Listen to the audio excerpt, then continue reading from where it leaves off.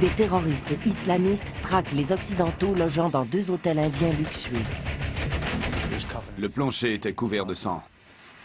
Une attaque coordonnée, orchestrée par des tueurs assoiffés, paralyse une imposante métropole. Ce fut le 11 septembre indien. Mumbai est en flammes. La population panique et le chaos règne, alors que le nombre de morts augmente. They didn't know at any time if it was going to be someone to save them or it was going to be someone to take them out. Les forces policières locales ne sont pas de taille face à ces terroristes lourdement armés. Ils n'étaient pas armés pour rivaliser avec eux. Il n'existe qu'une unité capable de relever ce défi. Il faut user de tactique et non de puissance.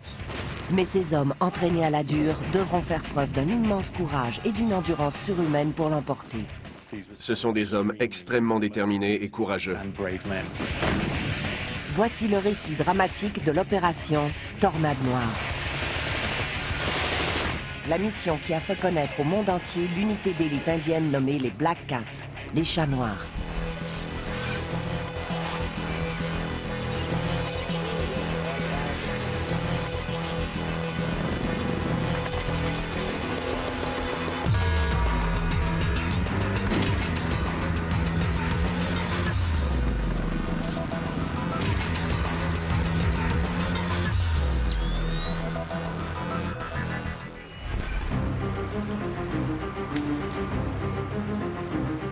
À bord d'un bateau de pêche dont ils se sont emparés, des militants islamistes se dirigent vers la ville de Mumbai, autrefois appelée Bombay.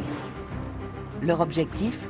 Prendre pour cible les Occidentaux lors d'attentats terroristes qui feront de nombreux morts et sèmeront la désolation dans la ville. Mumbai est la ville la plus riche et la plus peuplée de l'Inde. Mumbai est une ville bourdonnante d'activités, où tous nos sens sont assaillis.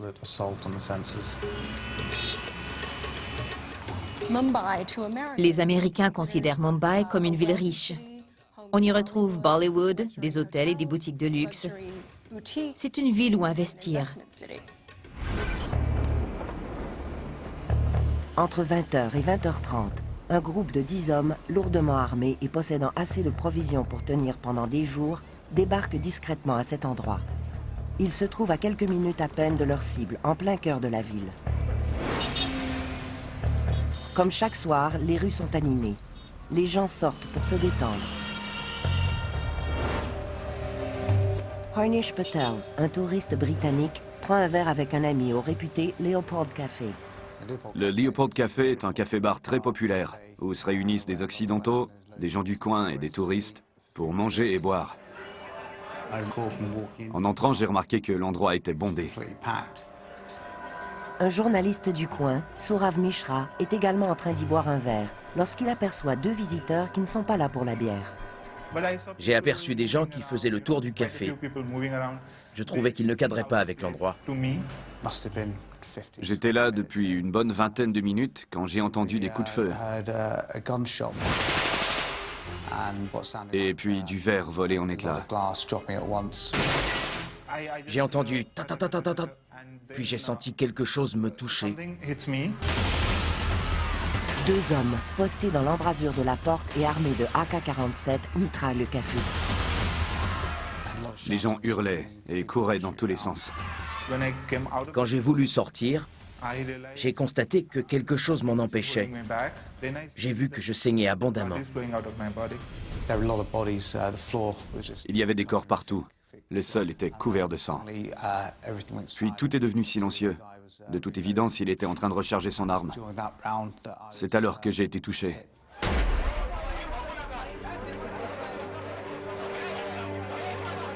Après avoir mitraillé l'endroit, les terroristes s'enfuient, laissant derrière eux morts et blessés. C'est ce qui s'appelle être au mauvais endroit au mauvais moment. À l'autre bout de la ville, un taxi conduit 2 autres terroristes vers la gare centrale bondée. Attaquer la gare Victoria équivaut à attaquer le Grand Central. Ils avaient choisi leur cible avec soin. Cette gare est la plus fréquentée de Mumbai. Se mêlant aux gens qu'ils ont l'intention de tuer, ils traversent le hall bondé. À 21h53, les terroristes sortent des fusils d'assaut AK-47 et ils se mettent à mitrailler la foule.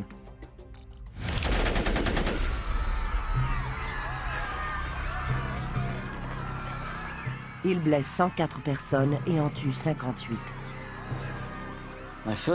Dès que j'ai vu les premières images, j'ai dit à ma femme qu'il ne s'agissait pas d'une guerre de gang, mais bien d'un attentat terroriste. Ce qui a étonné tout le monde, c'est le fait que s'ils ont choisi Mumbai comme cible, c'était manifestement pour montrer que, dorénavant, aucun endroit en Inde n'était sûr. Il est maintenant clair que Mumbai est victime d'attentats terroristes. Mais personne ne sait qui en sont les auteurs ni quelles seront leurs prochaines cibles. We begin with a mass terror attack in India's largest city, Mumbai. Des millions de téléspectateurs suivent le déroulement des événements en direct sur les réseaux d'information.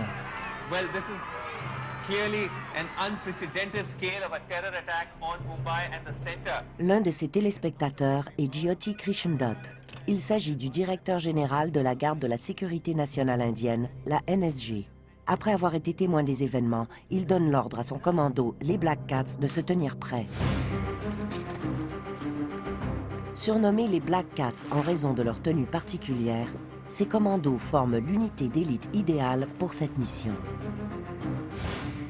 La garde de la sécurité nationale a été créée au milieu des années 80, quand l'Inde a été confrontée pour la première fois au terrorisme en zone urbaine. Les Black Cats sont entraînés pour intervenir lors d'attaques terroristes ou lors de détournements. Ils sont aussi experts en libération d'otages. La NSG est une force hautement spécialisée, conçue et élaborée de la même façon que certaines des unités antiterroristes les plus reconnues dans le monde, comme le SAS, le GSG-9 et les Navy SEALs. Ces hommes proviennent tous de l'armée indienne. La NSG est formée uniquement de volontaires. Tous sont soumis à une période d'essai à Manesar, une ville située à 30 km au sud de Delhi. Toutes les recrues sont soumises à un processus de sélection rigoureux, où l'on évalue leurs conditions physiques, leur adresse au tir et leur profil psychologique. Ils recherchent des gens qui ont une mentalité de commando, c'est-à-dire des gens prêts à agir de façon exceptionnelle lors de circonstances exceptionnelles. Ils recherchent des gens qui sortent de l'ordinaire. Ceux qui sont retenus sont soumis à un entraînement physique draconien, à des exercices de tir, ainsi qu'à des simulations d'intervention dans des édifices, dans des autobus et dans le métro. Ils apprennent aussi à neutraliser les bombes. Ça prend environ 1 an avant qu'un soldat soit prêt à être envoyé sur le terrain. Mais reste à savoir comment ils s'en sortiront face à un groupe de terroristes déterminés et lourdement armés dispersés dans la ville indienne la plus peuplée. Mumbai, le 26 novembre 2008. On rapporte une série de fusillades et d'explosions. At 9:15, armed with AK-47s, gunmen launched their first attack. La ville est la cible de terribles attentats commis par un nombre inconnu de terroristes se déplaçant extrêmement rapidement. On ne savait pas exactement ce qui se passait. Et le peu d'informations qu'on avait provenaient des médias.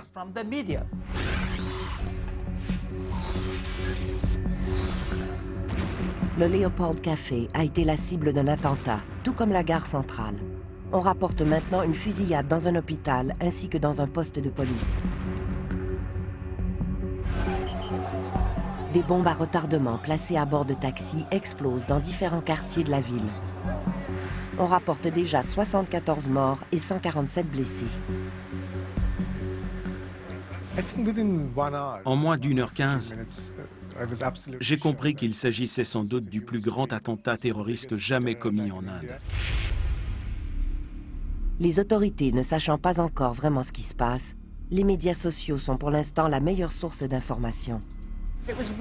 C'était en fait la première fois que Twitter jouait un rôle aussi important dans l'élaboration de nos reportages. Les gens y racontaient ce qu'ils voyaient et affichaient des liens de photos prises au moyen de leur téléphone cellulaire. Le nombre impressionnant de messages témoigne de l'ampleur des attaques et du sentiment de panique qui règne. Mais devant tant de renseignements contradictoires, impossible pour les autorités de dresser un portrait fidèle de la situation. La BBC dépêche son correspondant Mark Dummett sur les lieux. C'était incroyable de voir une telle chose se produire en Inde. C'était la confusion la plus totale, car des attentats avaient lieu à plusieurs endroits différents. À ce moment-là, même le gouvernement ne savait pas ce qui se passait. La présence inattendue des médias internationaux exerce une pression supplémentaire sur les autorités indiennes. Leur but était de faire durer les attentats pour attirer l'attention du monde entier. Le déroulement des événements concordait parfaitement avec l'horaire des bulletins de nouvelles occidentaux. 119 people have been killed and 315 wounded, including 3 Americans. N'oubliez pas que quand c'est la nuit à Mumbai, c'est le jour à New York. La couverture médiatique internationale renforce le sentiment que le gouvernement indien ne maîtrise plus la situation.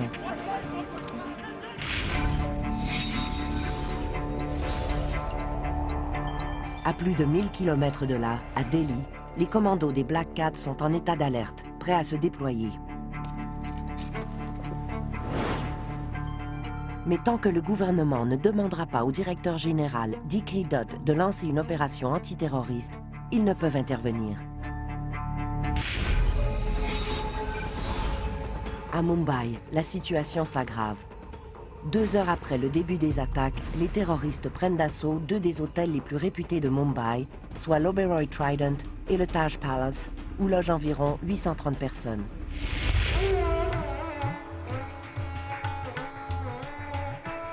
Achevé en 1903 à un coût équivalent aujourd'hui à 220 millions de dollars, l'hôtel Taj Palace est le monument le plus prestigieux de Mumbai.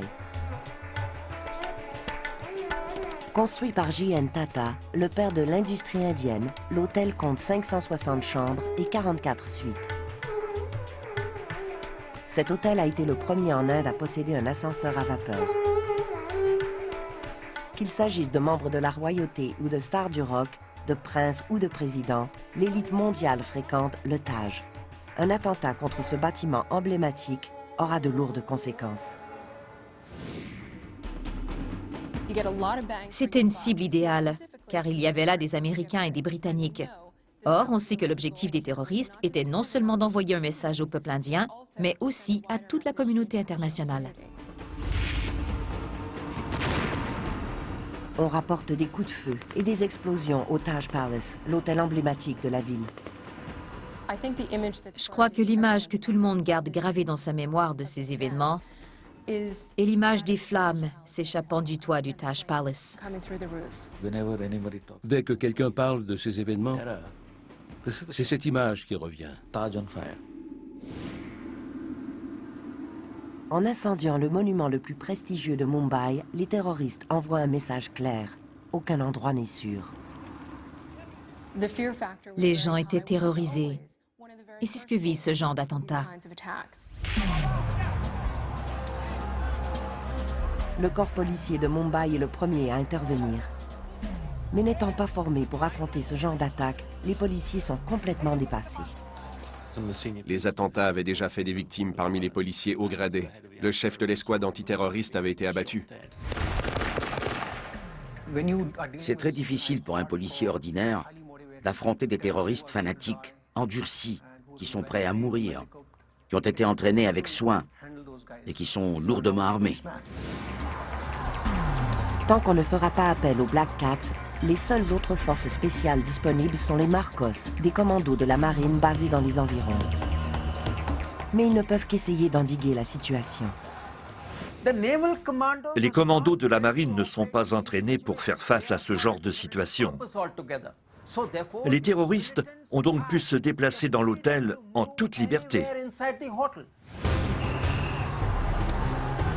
Le service de police de la ville étant complètement dépassé et personne n'étant en mesure de les arrêter, les terroristes continuent de se déchaîner à l'intérieur des 2 hôtels. Après avoir incendié des chambres et avoir tiré au hasard, les terroristes décident de traquer des cibles d'une plus grande valeur. Ils visaient les Britanniques, les Américains, les Européens et les voyageurs. Les deux hôtels sont remplis d'Occidentaux et de personnalités susceptibles de constituer des otages de choix. L'homme d'affaires britannique Tim Reed est coincé à l'intérieur de l'hôtel Oberoi. Quand j'ai entendu les terroristes s'approcher, mes jambes se sont mises à trembler de manière incontrôlable. J'ai pensé à la douleur que je ressentirais quand ils tireraient sur moi et au temps que je mettrais à mourir. J'ai pensé à ma famille, à ma femme enceinte de 8 mois. À plus de 1000 km de là, à Delhi, le directeur général de l'unité d'élite antiterroriste indienne, les Black Cats, est au courant des développements. Rivé à son téléviseur, il assiste au déroulement des événements en attendant désespérément que le gouvernement l'autorise à déployer ses troupes. Le gouvernement à Mumbai a eu de la difficulté à admettre l'ampleur de l'attaque. Le nombre de morts continue d'augmenter. 83 personnes ont été tuées. 90 minutes après le début des attaques, le téléphone sonne enfin. Une demande officielle provenant du ministère de l'Intérieur arrive peu avant minuit. Les Black Cats peuvent enfin passer à l'action. 200 membres de la NSG revêtent leur tenue et vérifient leurs armes. À partir du moment où le feu vert est donné, jusqu'à ce que l'avion transportant les troupes décolle, il s'écoule environ 70 minutes. Puis, ils se précipitent à l'aéroport. Mais étant basés à l'extérieur de Delhi, à plus de 1000 km de Mumbai, ils mettront 3 heures à arriver à destination. Ils devront commencer à planifier leur intervention en chemin, bien qu'ils ignorent encore qui sont leurs adversaires, quelles armes ils possèdent et quels sont leurs buts. Pour l'instant, les médias restent leur seule source d'information. Gunfire can be heard from inside the Taj Mahal Hotel. Another sign that the attackers were well armed and well prepared to launch what some here are calling India's 9/11. Dès l'aube, le jeudi 27 novembre, des centaines de journalistes se massent devant les deux hôtels assiégés. 830 personnes y logent. Un cordon avait été érigé devant le Taj pour les journalistes. Avec le recul, je m'aperçois que c'était dangereux. Nous étions trop près. Des projectiles sont passés au-dessus de nos têtes. On n'aurait pas dû être à cet endroit. On savait que c'était grave. Le Taj était assiégé. L'hôtel Oberoi était assiégé. Des gens y étaient prisonniers. En l'absence de toute déclaration du gouvernement, les gens commencent à spéculer sur l'identité des auteurs des attentats. Au départ, quand on a rapporté la nouvelle le premier jour, le fait qu'il y avait plusieurs cibles et plusieurs sites touchés laissait penser qu'il pouvait s'agir d'Al-Qaïda. On se retrouvait face à un attentat perpétré par des terroristes. On ignorait combien ils étaient et quelles armes ils possédaient. Comme chaque fois que survient un attentat en Inde, nous étions presque sûrs qu'il s'agissait de Pakistanais, mais on ne pouvait pas l'affirmer.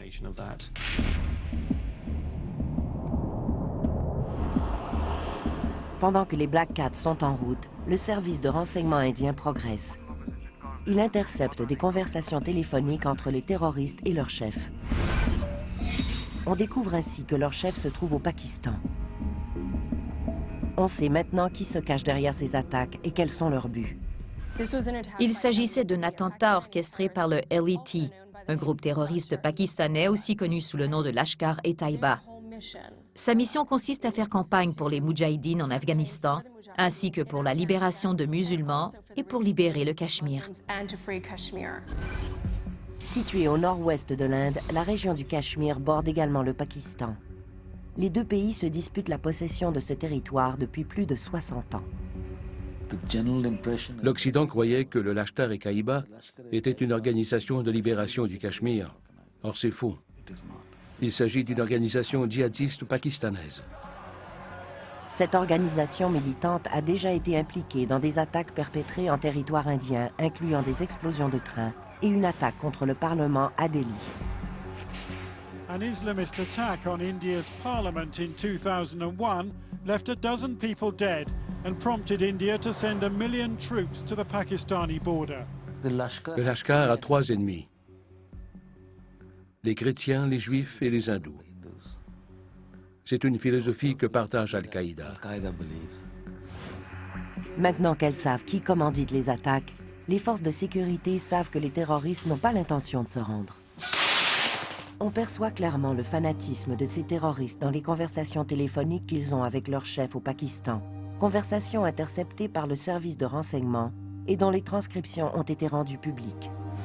Everything is being recorded by the media. Inflict the maximum damage. Keep fighting. Don't be taken alive. Kill all the hostages except the 2 Muslims. Keep your phone switched on so we can hear the gunfire. Kill them. Au début, les terroristes n'arrêtaient pas de tirer en rafales. Ils semblaient lourdement armés. Je les entendais qui s'approchaient de moi en tirant et j'étais sûr qu'ils me trouveraient. Dans le hall de l'hôtel Oberoi, Tim Reed voit 12 personnes se faire abattre. C'est alors que j'ai compris la gravité de la situation. J'avais l'impression que tout se déroulait au ralenti. J'ai reculé dans le corridor pour trouver un endroit où me cacher, mais il n'y avait rien sauf un renfoncement dans lequel je me suis glissé. Cependant, il était si peu profond que si j'avais pesé plus que mes 70 kilos, mon ventre aurait dépassé. Par miracle, les terroristes passent devant Tim sans le voir. À ce moment-là, ils étaient tout au plus à 2 mètres de moi. Mais ils ne regardaient pas dans ma direction, ils regardaient le restaurant.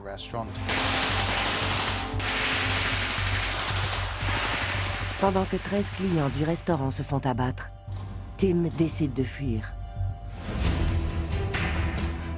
Je crois que c'est le seul moment pendant toute cette affaire où j'ai contribué activement au déroulement des événements. Le seul petit moment où j'ai pris les commandes. Il y avait un ascenseur entre l'endroit où je me trouvais et l'endroit où se trouvaient les terroristes. J'ai réussi à l'atteindre et à appuyer sur le bouton d'appel. J'ai ensuite mis à profit toutes ces années que j'ai passées à appuyer frénétiquement sur une manette de Nintendo, en appuyant sur le bouton de fermeture des portes environ 2000 fois à toute vitesse. J'ai appuyé sur le bouton du rez-de-chaussée et quand les portes se sont ouvertes, je suis sorti en courant. C'est sans doute le moment dont je me souviens le plus.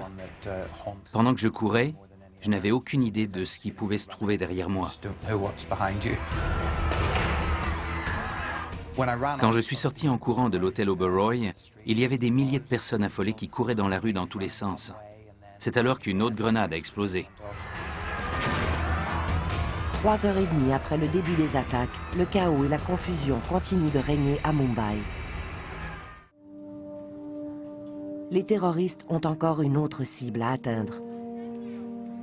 Il s'agit de la maison Chabad, un centre communautaire juif doublé d'une synagogue située dans un immeuble de 5 étages sur une rue étroite densément peuplée.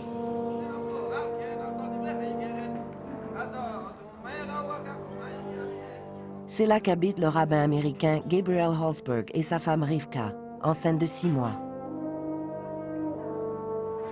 Cette maison Chabad compte parmi les 4000 maisons semblables réparties dans 73 pays. Chacune de ces maisons est tenue par un couple marié. Ouverte en 2003, cette maison héberge les Israéliens se rendant dans des régions plus touristiques, comme celle de Goa et du Rajasthan. Mais elle accueille également tous ceux qui cherchent un endroit pour prier, manger de la nourriture cachère et célébrer les fêtes juives. Les conversations téléphoniques interceptées démontrent que les planificateurs considèrent cet endroit comme une cible clé. Every individual you kill there is like killing 50 elsewhere. Get rid of those people. Kill them. You never know. Firing may start and they may be left behind. By God's wish, it is all quiet. No movement here. No, don't fight. Les terroristes sont encouragés par leur chef à tuer les Juifs. Have you done the job or not? I will do it now in front of you. I was waiting for your call. Do it in the name of God. Do it in the name of God. You killed one? Both, together. Le rabbin Holzberg est assassiné, comme sa femme Rivka et l'enfant qu'elle portait. 4 autres personnes sont prises en otage. En s'en prenant à des Américains juifs, ils envoient un message percutant. Ils ont même dit par la suite que la mort d'un juif américain ou d'un juif tout court valait la mort de 50 autres personnes. Entre-temps, dans un autre secteur de la ville, à l'intérieur du Taj, les terroristes s'amusent, comme le prouvent les conversations téléphoniques interceptées. Did you see the paintings on the wall? The bathrooms have gold taps. There are TVs with 13 screens. Ils étaient manifestement impressionnés par tout ce luxe. Il faut dire que le Taj est l'hôtel le plus luxueux au pays. C'est ironique de voir qu'ils accordaient plus de valeur à une télévision qu'à une vie humaine. On constate à quel point tout était coordonné en entendant les planificateurs donner des directives. I can't see any flames on the television pictures. I said set fire to them. Arrivé à Mumbai, à 5 heures du matin, 8 heures après le début des attaques, J.K. Dutt et les officiers supérieurs des Black Cats installent leur poste de commandement et commencent à planifier leur intervention. Le colonel présente d'abord la tâche à accomplir. Puis le commandant de la force décide de l'heure et du lieu de l'intervention. Dutt et son équipe évaluent rapidement la situation.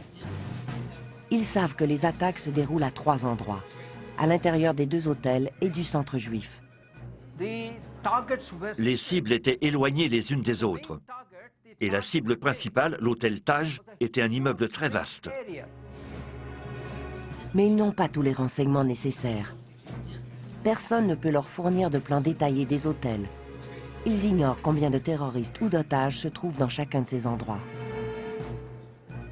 L'administration de Mumbai a été paralysée pendant un certain temps. Personne n'était en mesure de leur fournir de renseignements au sujet des zones ciblées. Ils ont dû se baser sur des hypothèses et improviser. Et cela a pris beaucoup de temps. Pire encore, leurs ennemis semblent connaître les lieux beaucoup mieux qu'eux. À mon avis, ils avaient fait une reconnaissance des lieux.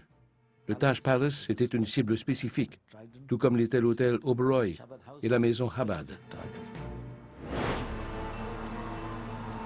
Dès que les Black Cats tentent d'ériger un périmètre autour des lieux ciblés, les problèmes surgissent. Les cibles ont été choisies avec soin. Toutes sont situées dans des zones densément peuplées. Elle se trouvait en plein cœur de Mumbai. Chacune des cibles était entourée de rues et d'édifices bondés de gens. La maison Chabad est située dans une rue étroite. Ne possédant qu'une seule entrée, il est difficile pour les Black Cats de la prendre d'assaut sans mettre en danger la vie des otages. Dans de telles circonstances, on ne peut pas entrer en tirant sans retenue. Il faut user de tactique et non de puissance. Les hôtels, par contre, possèdent un grand nombre d'entrées et de sorties. Il est encore plus difficile de faire évacuer un hôtel possédant des centaines de chambres, car il faut procéder chambre par chambre. Pire encore, le monde entier a les yeux rivés sur eux. Ordre est donné de réduire au maximum les dommages collatéraux. Les Black Cats doivent tant bien que mal neutraliser les terroristes.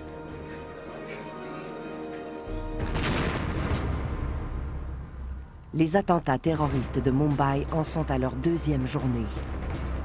Il est temps pour les Black Cats de passer à l'action.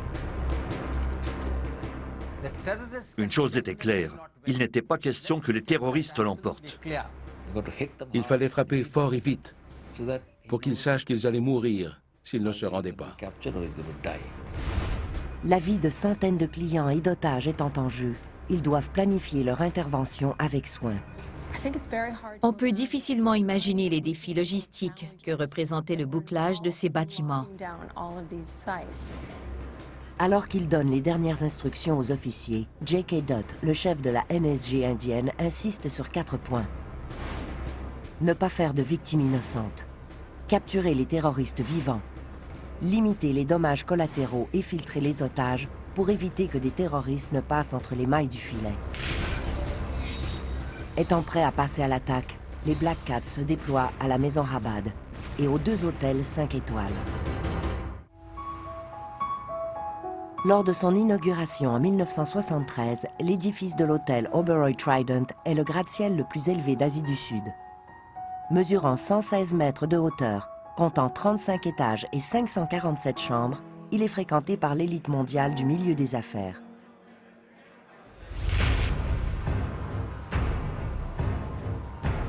Laissant à la police et aux commandos de la marine le soin de surveiller le périmètre, les Black Cats passent à l'action. À 6h20, ils entrent dans l'hôtel Oberoi. L'opération Tornade Noire est en cours. La NSG se devait de fouiller chacune des nombreuses chambres et chacun des nombreux étages de cet hôtel. Ne possédant pas de plan détaillé de l'hôtel, ils sont contraints d'improviser. C'était un bâtiment immense. Seul le personnel de l'hôtel était en mesure de les renseigner sur la disposition des pièces. La NSG se rend au 20e étage en utilisant l'escalier de service. En général, on préfère commencer par les étages supérieurs, puis procéder en descendant. Ils se mettent alors à parcourir l'hôtel de haut en bas, en s'assurant d'évacuer chaque étage. Et en forçant peu à peu les terroristes à se retrancher dans un coin. Mais la tâche est ardue. Ils se devaient d'identifier les terroristes, sinon ils risquaient de tuer des clients de l'hôtel. Armés de mitraillettes de fabrication allemande, les hommes commencent à fouiller avec soin chaque chambre. Les clients qu'ils délivrent sont conduits à l'extérieur. Les transcriptions des conversations téléphoniques entre les terroristes et leur chef nous révèlent le déroulement des événements. À 14h, soit 8 heures après être entrés dans l'hôtel, les Black Cats réussissent enfin à acculer les terroristes dans un coin du 18e étage. The room is on fire. I'm in the bathroom. Try breaking out using a grenade. I've used up both grenades. Be brave. Don't be afraid. God and heaven are waiting for you. God willing.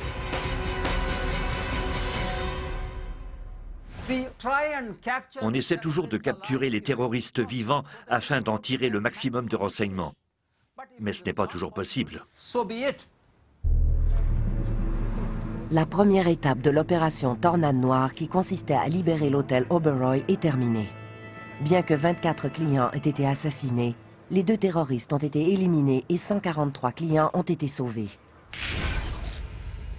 À 1,5 km de là, les Black Cats sont dans une impasse face aux terroristes retranchés à l'intérieur du centre juif. Bien qu'ils aient bouclé le périmètre, ils ne veulent pas prendre le bâtiment d'assaut, de crainte de mettre en danger la vie des otages. De plus, les médias leur compliquent la tâche en fournissant de précieux renseignements aux terroristes.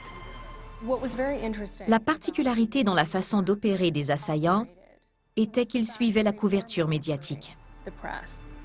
Les attentats étaient diffusés en direct par les médias. Cela signifie que les planificateurs des attentats sont en mesure de prévenir les terroristes au sujet des hélicoptères survolant l'immeuble. Après avoir analysé les conversations interceptées, les agents du renseignement sont d'avis que les otages ont sans doute tous été exécutés. Sous le regard des caméras, ils lancent un assaut par la voie des airs.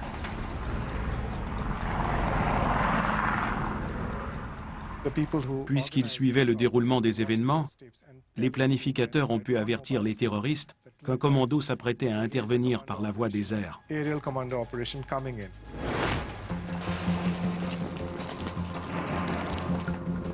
À 7h30, des commandos de la NSG effectuent une descente en rappel depuis un hélicoptère pour atteindre le toit de la maison Rabad, comme le révèle l'une des conversations interceptées. Firing has started. I think there is a helicopter on the roof. Take cover. Move now. Do it. Do it.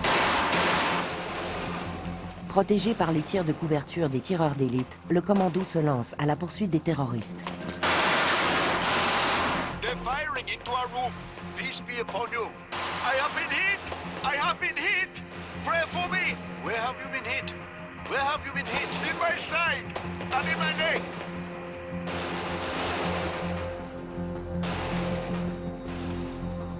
Cet échange de coups de feu soutenus se solde par la mort des 2 terroristes. Les Black Cats ont remporté une autre victoire. Après avoir neutralisé les terroristes à l'hôtel Oberoi ainsi qu'au centre juif Rabad, les Black Cats doivent maintenant relever un défi encore plus grand à l'hôtel Taj Palace.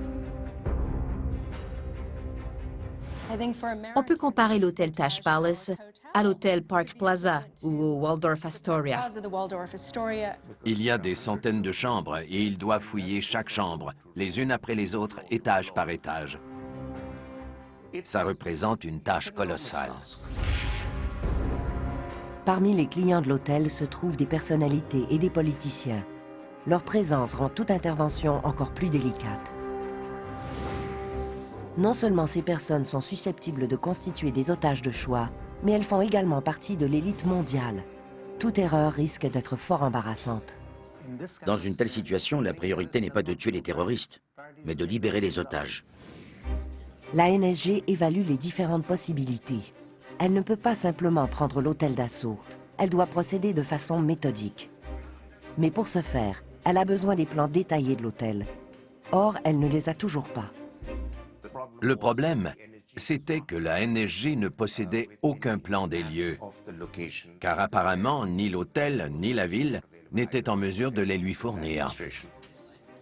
Les seuls documents auxquels la NSG peut se référer sont des guides décrivant sommairement les chambres.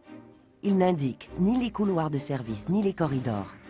Les terroristes, quant à eux, connaissent de toute évidence chaque recoin du Taj Palace. Les planificateurs des attaques ont bien travaillé. Ils ont méticuleusement planifié ces attaques, des mois à l'avance. On dit que toute guerre est basée sur la tromperie. Eh bien, ils ont trompé tout le monde. Les Black Cats sont conscients que les terroristes ont un grand avantage. Ils connaissent le Taj comme leur poche. Ils seront difficiles à contenir.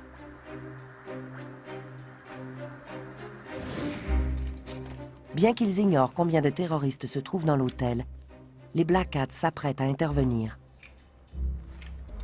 Ils doivent forcer chaque porte et fouiller chaque chambre afin de trouver les terroristes et de libérer les otages. Ils ont été confrontés à de nombreux obstacles. Bien des portes étaient barricadées. Ils ont dû à plusieurs reprises utiliser des engins explosifs pour entrer. Cette façon de procéder exige de la minutie. Fouiller à fond chaque pièce demandera beaucoup de temps.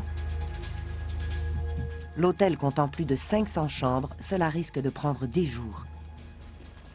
Ils devaient procéder méthodiquement et avec soin. Voilà pourquoi ça a été si long. Comme si tout cela ne suffisait pas, les clients s'étant fait dire de se barricader dans leur chambre, la plupart d'entre eux refusent d'ouvrir leurs portes, craignant de tomber face à des terroristes. Alors que les attentats terroristes de Mumbai en sont à leur 3e journée, le combat se poursuit à l'intérieur de l'hôtel Taj Palace. Leur but était de causer le maximum de dégâts. Or, puisque les attaques étaient télévisées et que le monde entier avait les yeux rivés sur eux depuis 60 heures, ils voulaient que ça dure le plus longtemps possible. Des commandos d'élite surnommés les Black Cats affrontent un nombre indéterminé de terroristes lourdement armés se déplaçant très rapidement. L'Inde ayant fait appel à sa meilleure unité d'élite, on pensait que ce serait vite terminé.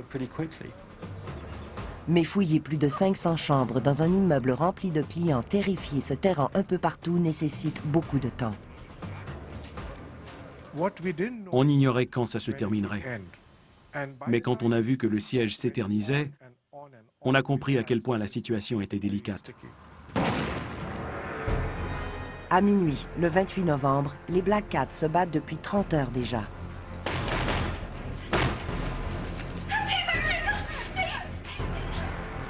Ils ont secouru plus de 200 clients qu'ils ont conduits en lieu sûr. Ils peuvent maintenant se concentrer sur les terroristes. We are going through the entire hotel, through the corridors, through the rooms, until we are able to check each and every room. I will not say that my operation is over. Ayant fouillé et évacué 90% de l'hôtel, les Black Cats croient savoir dans quelle aile de l'hôtel les terroristes se sont retranchés. Alors qu'ils grimpent un escalier, le contact est établi. Il s'agit d'une embuscade. Ils se retrouvent au milieu de tirs croisés. L'un des officiers des Black Cats est tué. Le major Sandeep Unnikrishnan. Sa mort pousse les Black Cats à redoubler d'ardeur, obligeant les terroristes à se replier.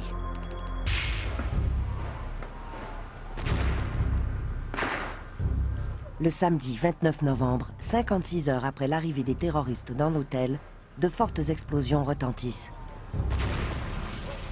Mais pour les médias internationaux rassemblés à l'extérieur, la situation reste confuse. Le chef des commandos tenait des points de presse. When we first exchanged fire, we could have got those terrorists, but for trying to avoid the casualty of those civilians, we had to be that much more careful in our firing.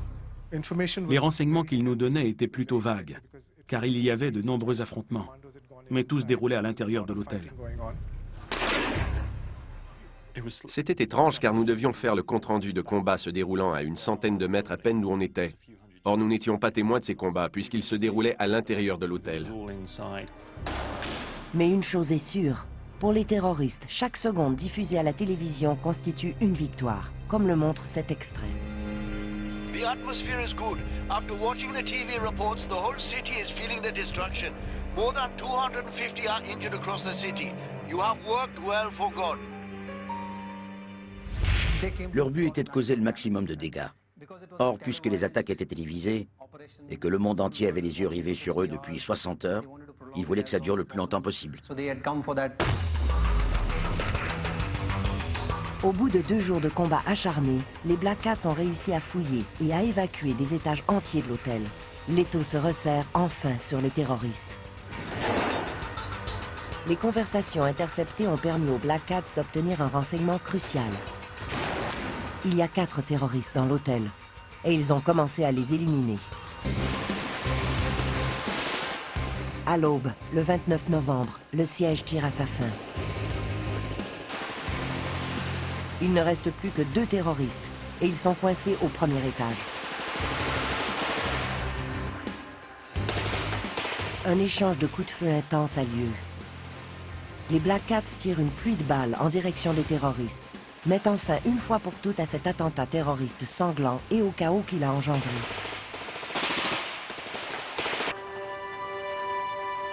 Ces 3 jours, durant lesquels 170 personnes innocentes ont perdu la vie et 304 autres ont été grièvement blessées, ont laissé de profondes cicatrices sur la ville. Comment ces gens venus d'un pays voisin ont-ils pu oser venir tuer des personnes innocentes en plein cœur de notre pays? The killers who struck this week are brutal and violent, but terror will not have the final word. People of India are resilient. People of India are strong.